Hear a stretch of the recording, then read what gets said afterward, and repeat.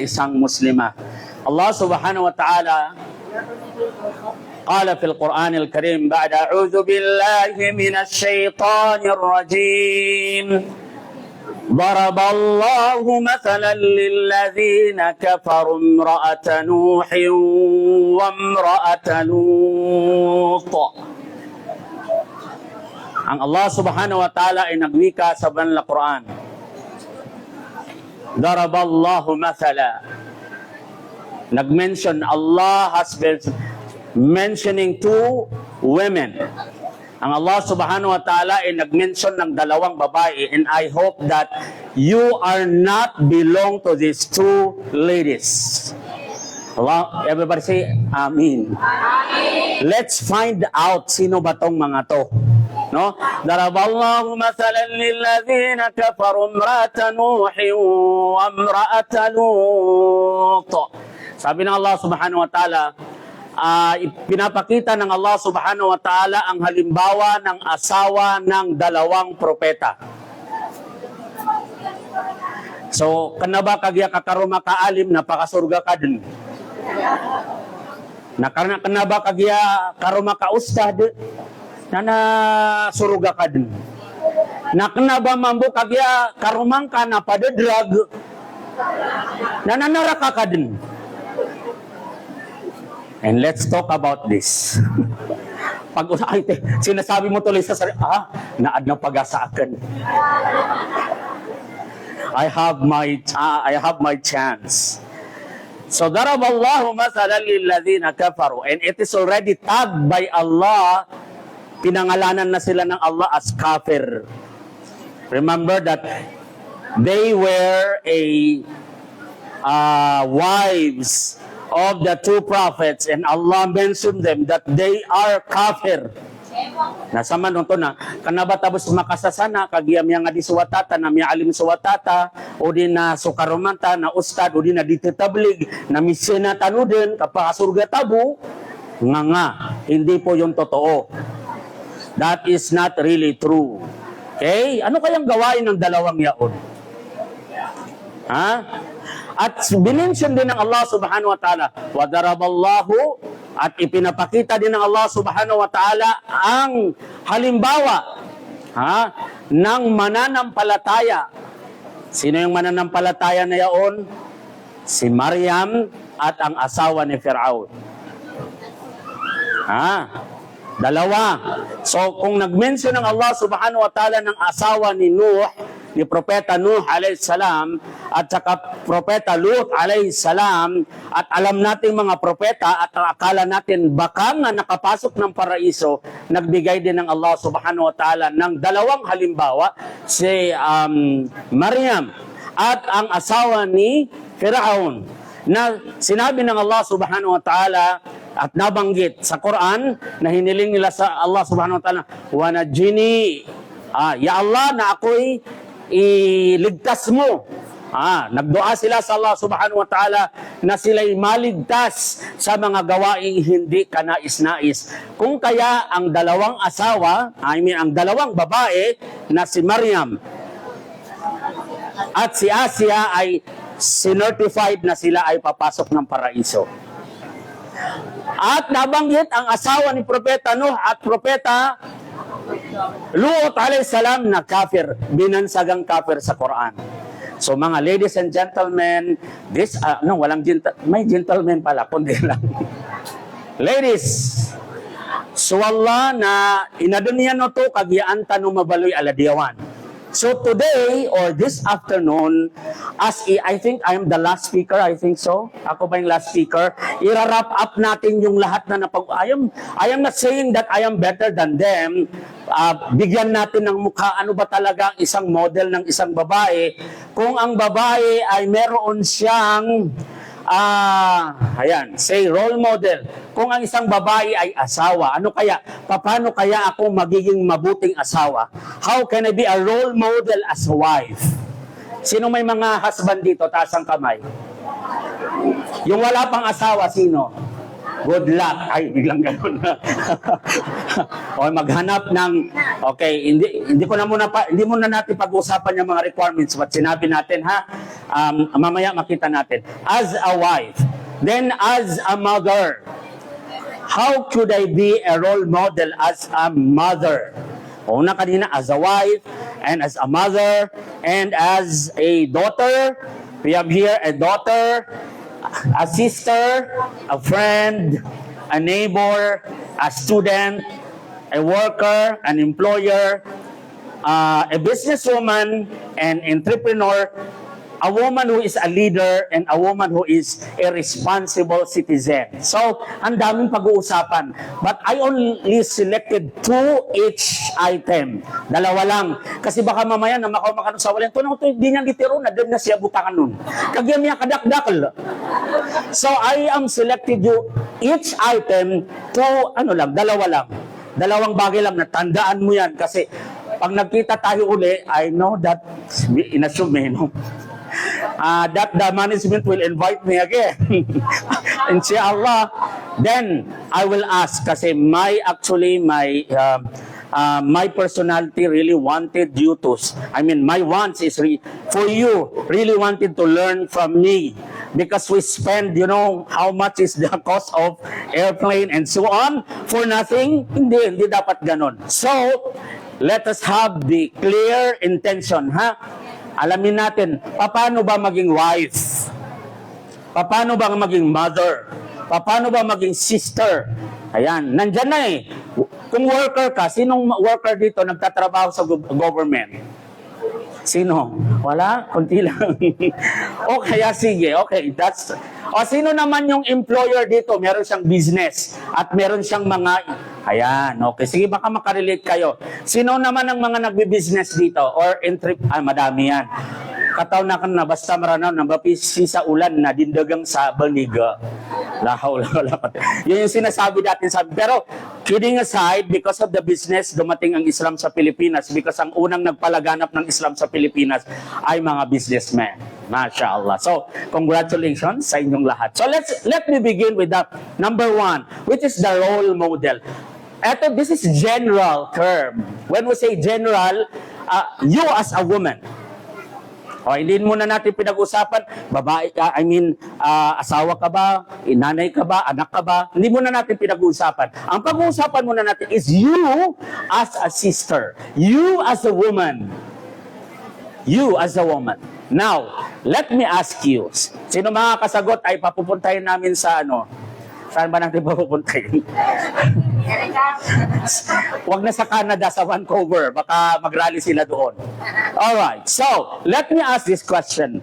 Now, being a woman, there were 4. 4 lang ang ticket mo to get Jannah. 4. Wow, 4 lang. Namalabot mo siya. 1, 2, 3, malapit lang. 4 lang.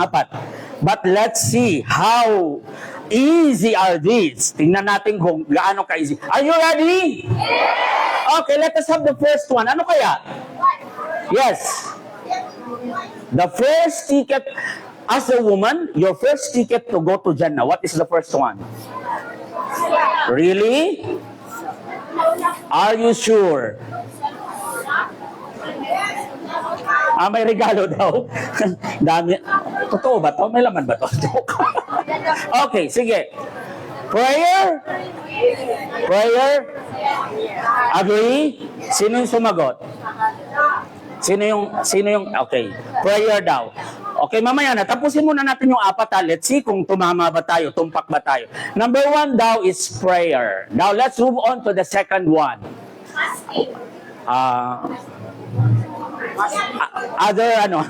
Yes.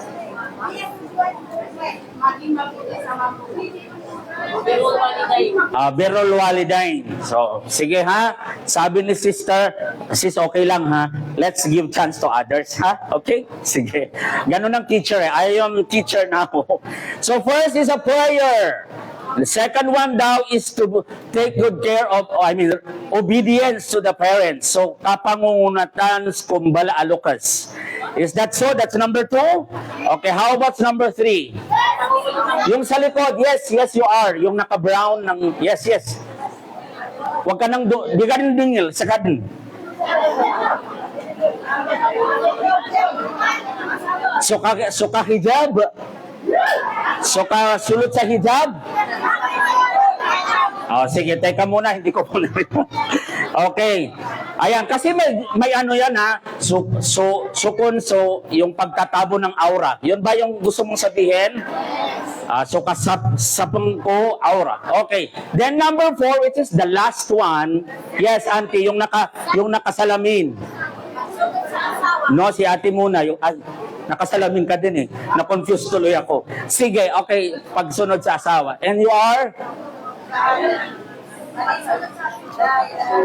So, katiruan ka, la ilaha illallah. So, let's have this one.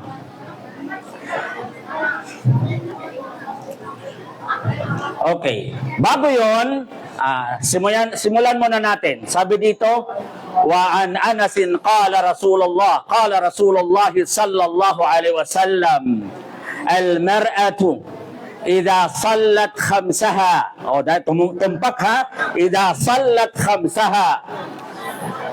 Number 2, wa samat shahraha. That's number 2. Number 3, wa ahsanat farjaha. And number 4, wa ata'at ba'laha fatadkhulul jannata min ayyi abwabil jannati sa'at. Kapag gagawin ng isa, you already have a 4 ticket. Makagiraw ka pa sa ginawa ka, alhamdulillah, sisirak na ng langon. Yung totoo. Yung totoo. 4 is, okay, balikan natin. Meron, actually, I do have this one. The first one is the established 5 prayers. Given. Langon. Ay, sinasabi mo, why, simbayan kami na, how many times are these prayers? Okay, type 5 times. Alright, now we say that's the first ticket. Why? Because that is the first thing that Allah will be asked on the day of judgment. Salah is the first thing to be asked. That's why that's your first ticket. So, as a woman, o di kap simbayang na di gantang ko sa ginawang kaad na susi ka. Daga susi ka. Mafi shay. Dadun. And do not say that I am a student, I am a businessman, I am so busy. No, it's not non-negotiable. It is your first ticket. Then the second one is wasama shahraha. Yung mag-aayon sa buwan ng. And if you go further, kung gusto mo pang madagdagan yon, pwede kang mag-ayuno ng ayamil biyad, pwede kang but those are sunnah. Sunnah. Ang tinutukoy dito ay shahrha, that is the obligatory fasting, which is the Saumu Ramadan. So our discussions for the third one is medyo marami. Sabi natin, so kasapang nga tanong ko aurat tanong. Oh, yun lang yun? Yung pagtabon mo lang, yun na yun? Okay, let me tell you about it. Okay, sabi natin, guard her chastity. Yung pangalagaan mo ang iyong aura, chastity. Okay, so when we talk about aura, hindi lamang po yan buhok. Naintindihan? That includes your voice. Mamantiman mo na di ka di magpapakit. Assalamualaikum. And it's an aura. Why? Sorry. So hindi lang yung body, not just the hair, even your voice. Or sometimes even yung mga gamit mo nagpapakit ka, mga Hello Kitty lahat. Wow. Hello Kitty. Thank you. Thank you. Or Hello Kitty lahat, and beware of that. Even your clothes, yung damit na sinusuot mo,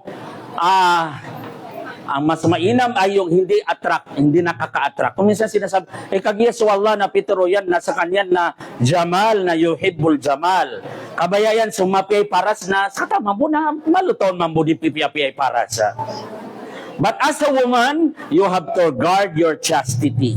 So meaning, hindi lang buhok ang iisipin mo, hindi lamang yung voice ang iisipin mo, pati yung buong pagkatao, yung pananamit mo. And even perfumes, yung paggamit ng perfume, kasama yan sa guarding your chastity.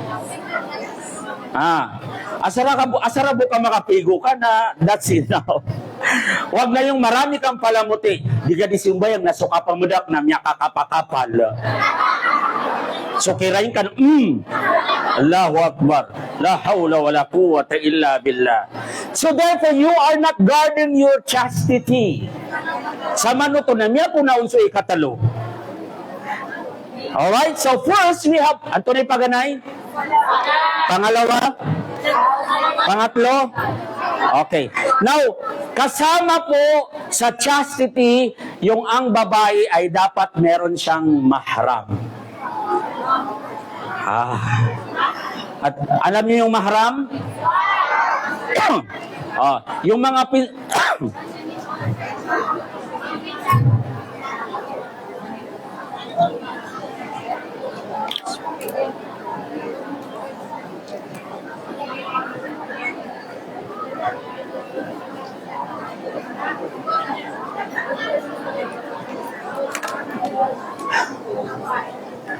So when we say mahram, so yung kapatid mo na lalaki, yun yung mahram mo. Yung father, yung lahat ng hindi mo pwedeng maging asawa sa pamilya mo. Yung tatay mo, siyempre hindi pwede. Kapatid mo, hindi pwede. Pero pag nasa second cousin na, third cousin na, yung pwede na, that is, they are not belong to your mahram. Kaya wag masyadong attach sa kanila kasi hindi po yan guarding your chastity. Tandaan ha, this is the general rule. The first one is to perform salah. So dalawa na ngayon ang microphone ko ha. Yung salah, then the second one is sukapuasa ko ulan-ulan na Ramadan. Ikatalo na sukasiyapang ka ko ginawang ka. Pun si iko mga aurat, si kaya man niya na perfume and so on and so forth. So that is guarding your chastity. And the last one will be sukapangunuting kaki karumang ka. Yan. Na medyo ang usapan na to ay masyadong kontrobersyal. Okay. Pero Assalamualaikum. Bakit pag natatamaan tayo parang ang ingay-ingay natin, no? Sige. But the general guidelines, my beloved sisters, pag sinabi natin obey your husband if you are married. Baka mamaya naman na sinabi ng pag-idaaнаkan, oy, tanaba ka nung mag-asawa, ha? Magpakasal muna para ma-enjoy mo yung obey your husband. Ayan. But if you don't have your husband, your guardian or your parents will be kapalit niya. Meaning, you obey your parents or you obey your guardian. Maliwanag po? So, sa mga may asawa ay paratiyaya nyo, nagopangungunutin niyo, sukaruman niyo sa 100%. Not selective ha, just katulad ng ano natin, sabi nila selective daw ang justice. So mga tiggaw, mga latiggaw na makaliliyo. Hindi ganon. So meaning, being a Muslima, 4 lang. So this is generic, and it applies to all. So langon na babay ang Muslima na aya kababalo niyan a role model os kanya na simbayang. Ikadua na puasa. In this one, so mga babayakan, send your children to madrasa. Kasi ang unang utos ng Allah subhanahu wa ta'ala, ang sabi niya, ya ayyuhalladhina amanu qu anfusakum wa ahlikum nara. Yun ang unang utos ng Allah. O mga mananampalataya, for the men and women, especially the teacher, because the mommy, so ina, naaya paganay at teacher ko mga wata yan. Paano maghihijab yung wata? Anak mo kung ikaw ay hindi ka naghihijab? Adi nga ditero na inao. Naino kadisulot sa spaghetti kamay topan. Kambeberota. Mayaw. Naino kamay topan.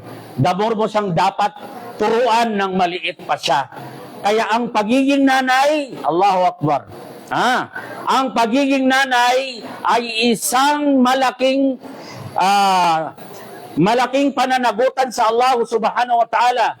Ang sinabi, ng Rasulullah sallallahu alaihi wasallam, wal mar'atu ra'iyatun ala baiti ba'liha wa waladihi wa hiya mas'ulatun anhum. At ang Allah, tano din nga ini, ang Allah subhanahu wa ta'ala, ayon kay Propeta Muhammad sallallahu alaihi wasallam, ang lahat ng mga nanay ay pinagkatiwalaan sa alinmang bagay na iniwan ng kanyang husband. Kaya pag wala ang husband ninyo, na huwag kayong magmarites sa kapitbahay. Kasi pag wala ang husband ninyo, kayo ang pinagkatiwalaan ng bahay ninyo at ari-arian ninyo. At pangalawa, at ang inyong mga anak.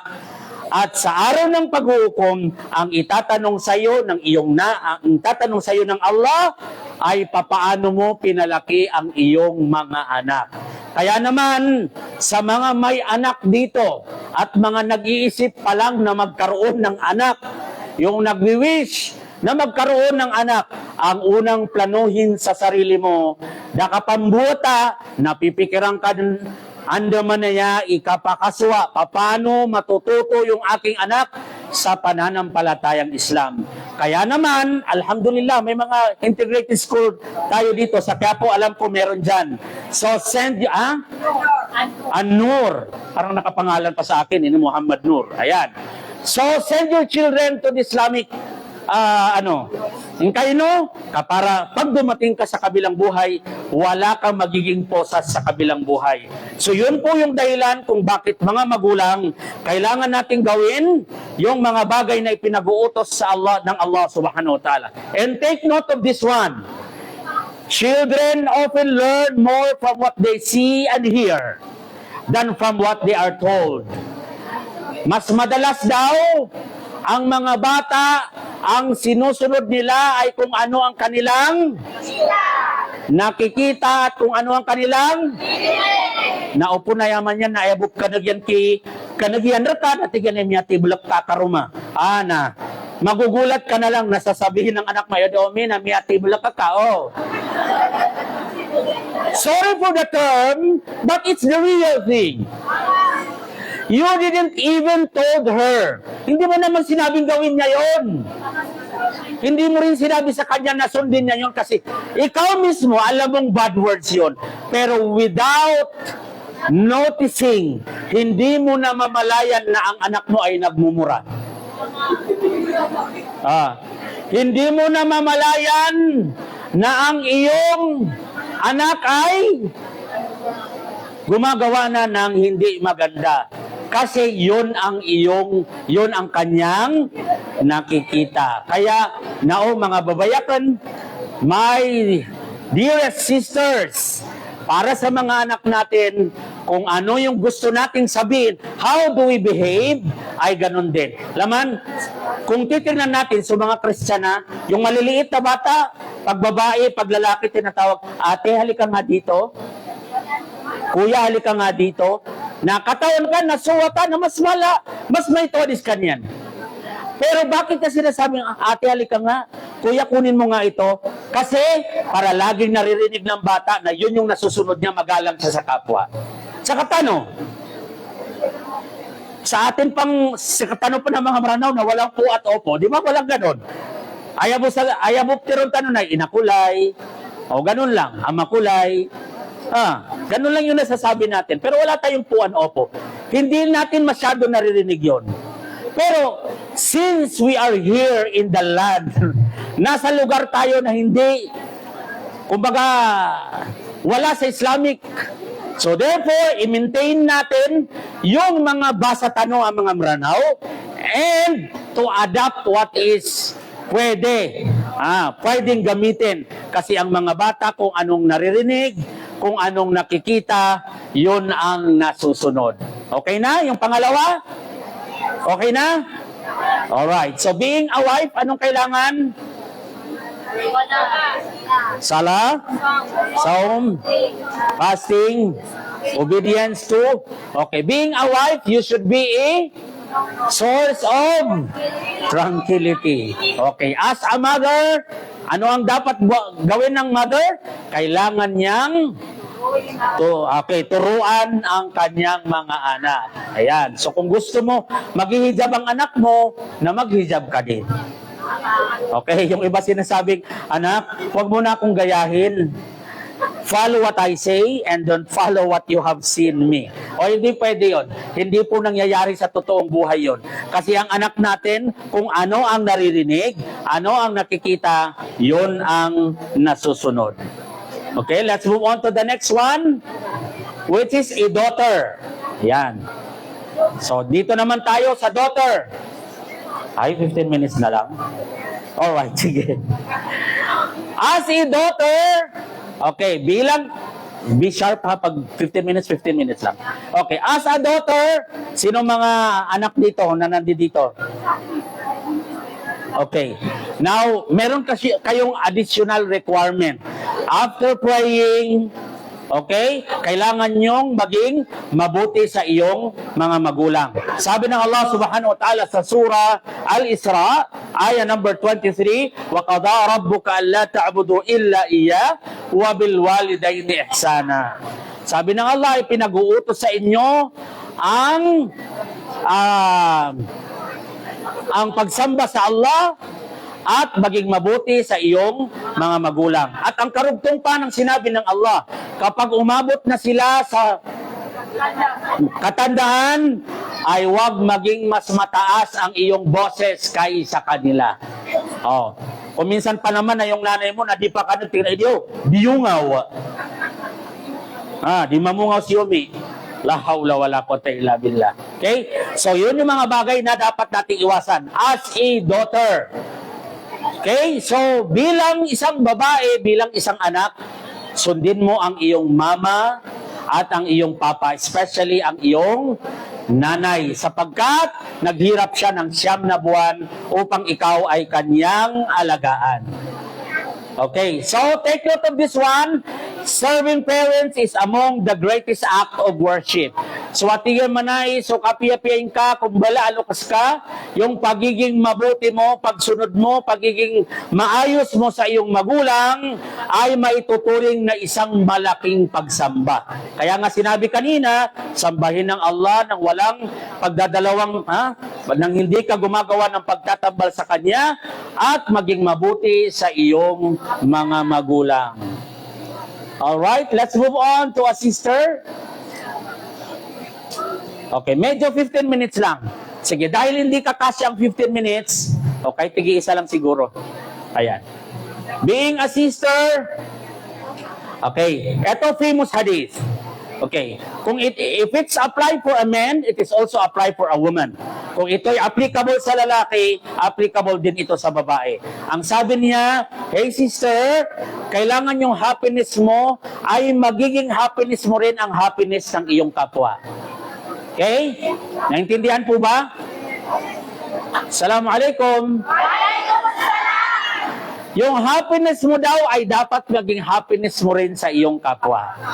Okay, so kung nakita mo na siya ay nakabili ng magandang bahay, dapat magiging masaya ka para sa kanya.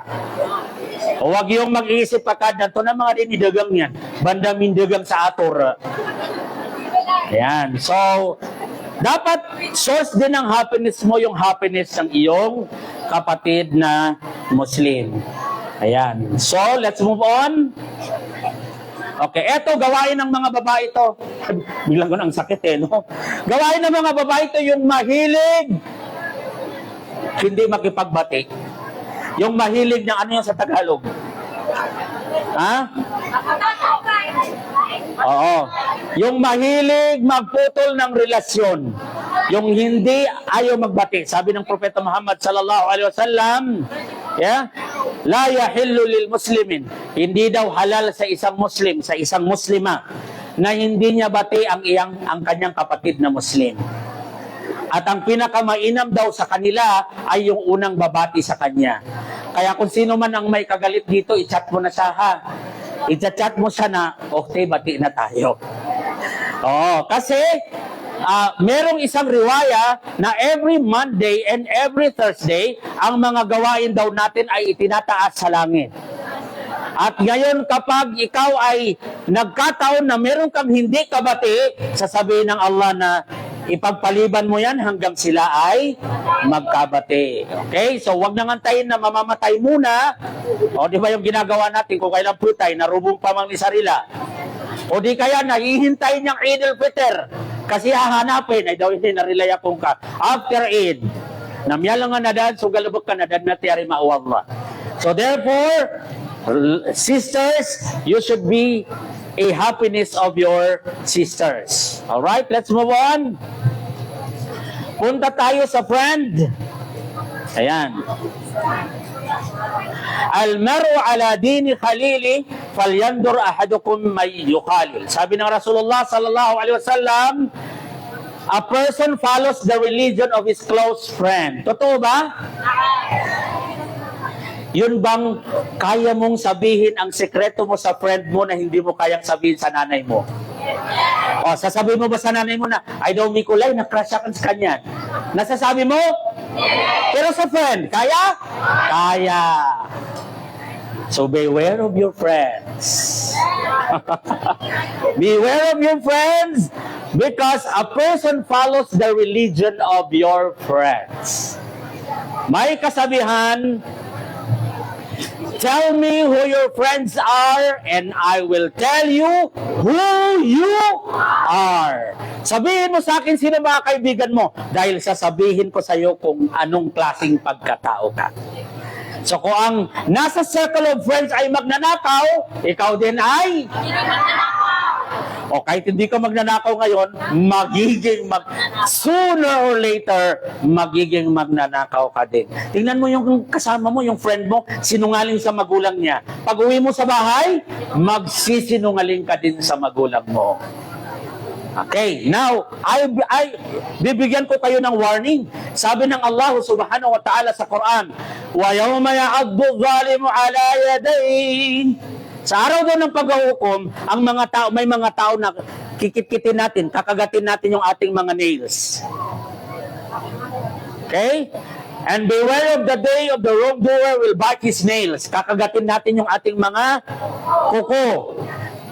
Okay? Kasi tayo ay nagsisisi. Di ba yung nagagagyan ka kasi nagsisisi ka.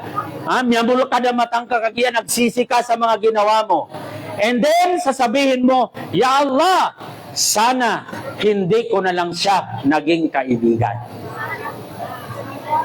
Sana hindi ko na lang siya naging kaibigan. So kung i-ask niya sa Allah na hindi kanya maging kaibigan, kawawa ka naman. So again, tandaan, tell me your friends, who your friends are, and I will tell you who you are. So beware of your friends, because maybe your friends will be your ticket in the Jahannam of Allah subhanahu wa ta'ala, wa na'udhu billahi min dhalik. Then let's move on. Okay.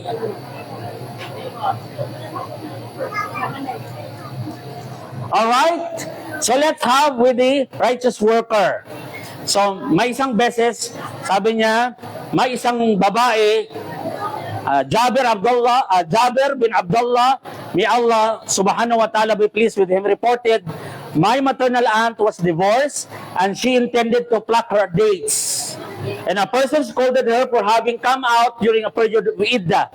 She came to Rasulullah sallallahu alaihi wasallam and said, certainly you can pluck dates. Ang sinasabi dito, in general, ang babae po ba ay pwedeng magtrabaho? Yes! Ang lakas ng loob. Ang babae po ba ay allowed magtrabaho?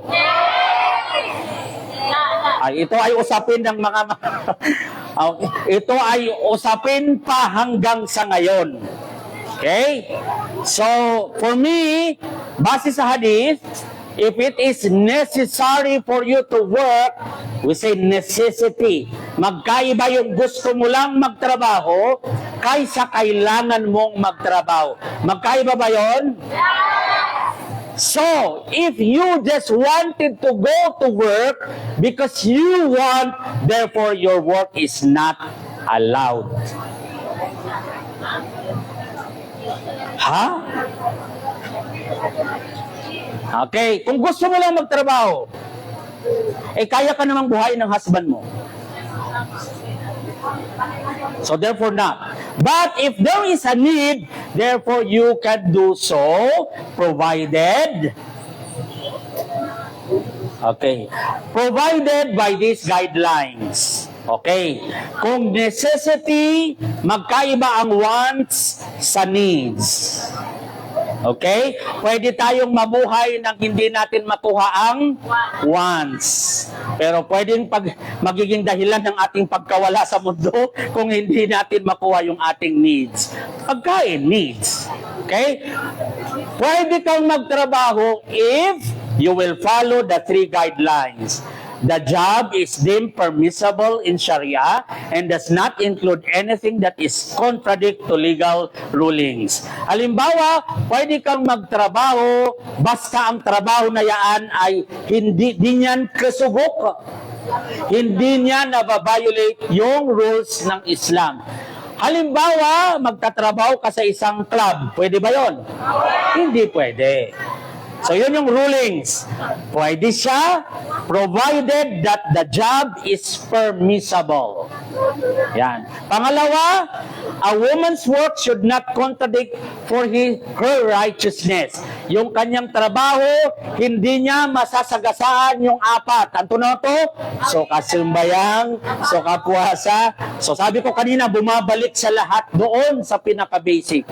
Pangatlo, the job suit woman's physical and psychological nature. Yung kaya ng babae, yung trabaho na gagawin niya. So meaning, that is applicable sa kanya. Pero if hindi makafollow sa guidelines na to, that means ang iyong trabaho ay hindi po pwede. Ayan. Okay? So, I think I'm done with the 5 minutes, kakasali. I hope that I have more time next time, inshallah, to discuss other things. Because I know, alam ko po, that the listening is mitaman. Ha? We have a span of listening. Whatever I will say, maybe pagod na right?